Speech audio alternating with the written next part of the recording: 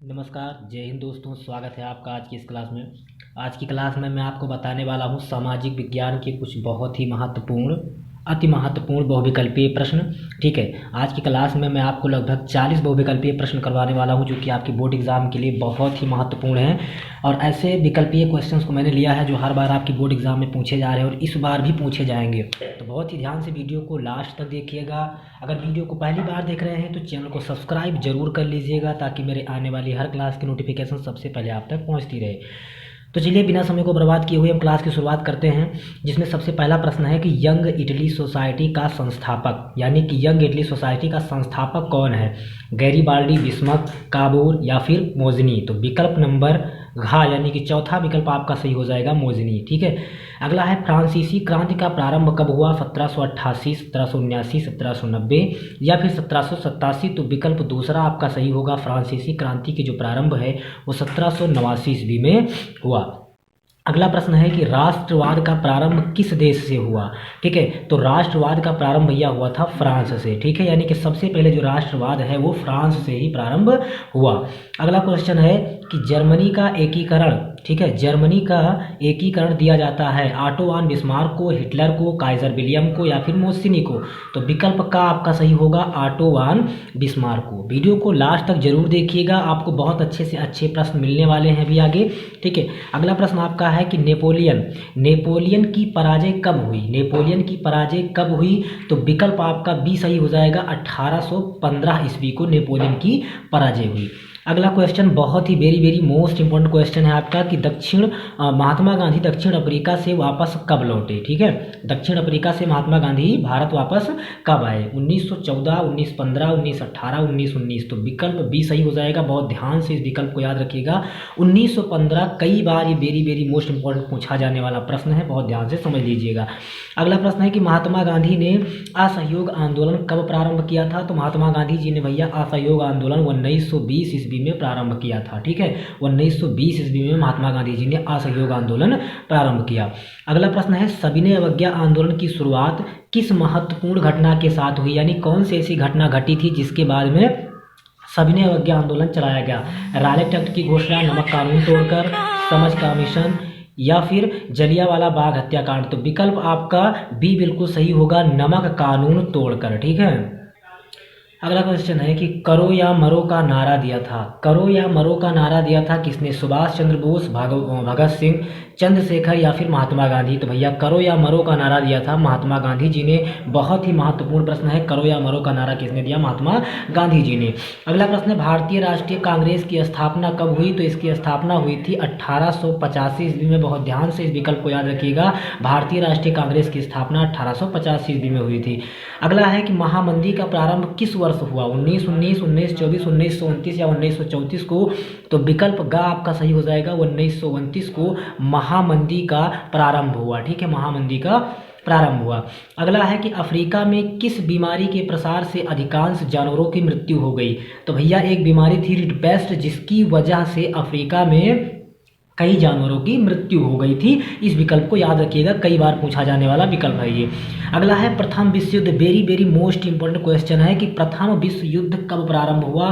तो याद रखिएगा 1914। अपने माइंड में सेट कर लीजिएगा, अपने माइंड में बिठा लीजिएगा, 1914 को हुआ था प्रथम विश्व युद्ध।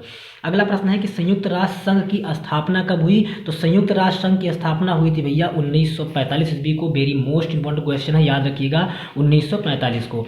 अगला है निम्न में अजैविक संसाधन क्या है? ठीक है, अगला प्रश्न क्या हमारा है?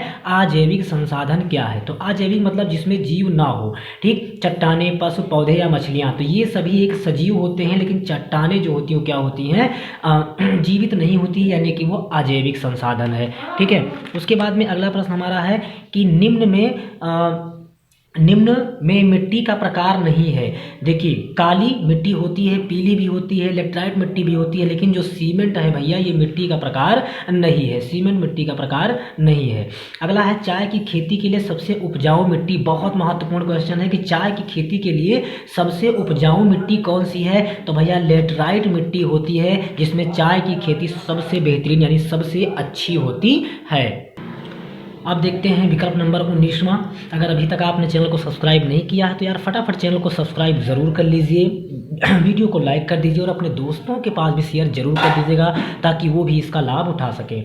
अगला है कि निम्न में व्यक्तिगत संसाधन नहीं है। व्यक्तिगत संसाधन की बात करें, बागान, भूमि, चारागाह या खनिज, तो भैया जो खनिज होता है ये व्यक्तिगत संसाधन नहीं है।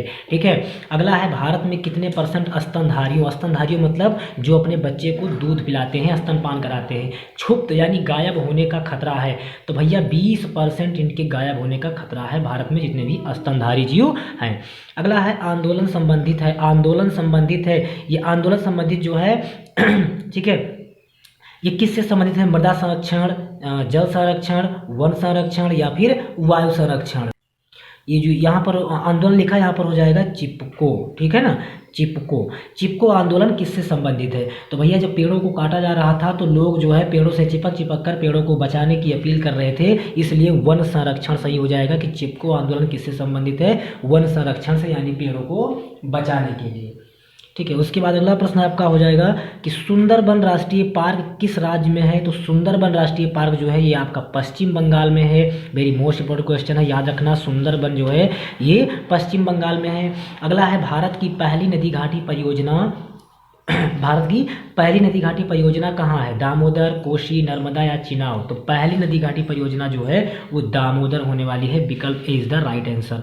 अगला है बहुउद्देशीय परियोजनाओं को किसने आधुनिक भारत का मंदिर कहा? महात्मा गांधी, विनोबा भावे, नेहरू जी या फिर अन्ना हजारे? तो भैया नेहरू जी ने बहुउद्देशीय परियोजनाओं को भारत का मंदिर कहा था। इंपॉर्टेंट क्वेश्चन है, याद रखिएगा। अगला है टिहरी बांध परियोजना किस राज्य में है? ठीक है, टिहरी बांध परियोजना किस राज्य में है?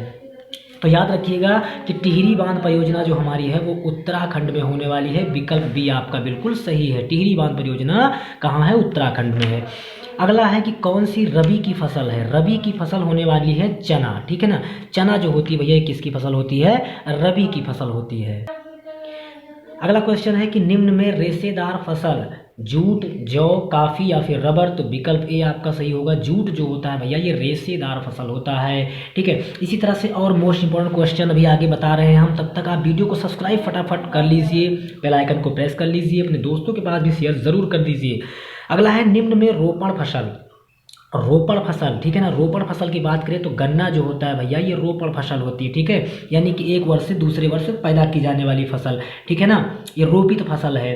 अगला है कि भूदान आंदोलन किसके द्वारा प्रारंभ किया गया? तो भूदान आंदोलन जो है याद रखिएगा, भूदान आंदोलन विनोबा भावे के द्वारा जो है क्या किया गया? प्रारंभ किया गया था। अगला है झारखंड में स्थित कोडेगा निम्न में से किस खनिज की अग्रणी उत्पादक है? तो ये हो जाएगा अभ्रक। ठीक है ना, झारखंड में स्थित कोडेगा जो है ये किससे? अभ्रक से हो जाएगा। विकल्प ग आपका सही हो जाएगा। अगला है निम्न में गैर परंपरागत ऊर्जा का स्रोत। गैर परंपरागत ऊर्जा का जो स्रोत है भैया वो सौर ऊर्जा होने वाला है। ठीक है, क्या होने वाला है? सौर ऊर्जा। गैर परंपरागत याद रखिएगा, गैर परंपरागत जहाँ जाएगा सौर ऊर्जा। अगला है निम्न में कौन खनिज आधारभूत है? तो आधारभूत खनिज हो जाएगा भैया लौह अयस्क। ठीक है, लौह अयस्क। अगला है कि दो राज्यों के बीच वस्तुओं का जो आदान प्रदान यानी कि आयात निर्यात होता है उसे क्या कहते हैं? तो अगर केवल एक राज्य से दूसरे राज्य के आयात निर्यात होगा आदान प्रदान तो उसे हम राष्ट्रीय व्यापार कहेंगे, और अगर दो देशों के बीच में आदान प्रदान होगा तो उसे अंतर्राष्ट्रीय कहेंगे। तो यहाँ पर दो राज्यों को पूछा गया है तो इसलिए राष्ट्रीय व्यापार हो जाएगा। अगला है कि भारत में वायु परिवहन का राष्ट्रीयकरण किया गया 1950, 1953 या 60 या फिर 58? तो विकल्प आपका बी सही होगा। 1953 में वायु परिवहन का राष्ट्रीयकरण किया गया।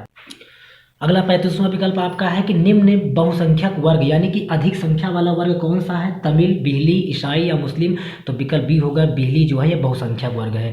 अगला है निम्न में से कौन सा संघीय राज्य नहीं है? तो भैया दिल्ली जो है ये आपका संघीय राज्य नहीं है। भारत में कुल कितने संघीय राज्य हैं? तो भारत में संघीय राज्यों की संख्या 28 है। वेरी मोस्ट इंपॉर्टेंट क्वेश्चन है, याद रखिएगा इस बात को, संघीय राज्यों की संख्या 28 है। अगला है कि प्रांतीय प्रशासन का संचालन कौन करता है? जो प्रांत प्रांत होते हैं, जो राज्य होते हैं, उनका संचालन कौन करता है? तो आप अच्छी तरह से जानते हैं कि प्रांतीय प्रशासन का संचालन कौन करता है? मुख्यमंत्री करता है, ठीक है। उसके बाद में भारत के आरक्षण की व्यवस्था करता है कौन? तो आरक्षण की व्यवस्था जो करता है वो पंचायती राज करता है। तो जानकारी आपको कैसी लगी हमें कमेंट करके जरूर बताएं। अगर चैनल पर नए हैं तो सबसे पहले आप चैनल को सब्सक्राइब जरूर कर लीजिएगा, बेल आइकन को प्रेस कर लीजिएगा और अपने दोस्तों के पास भी शेयर जरूर कीजिएगा।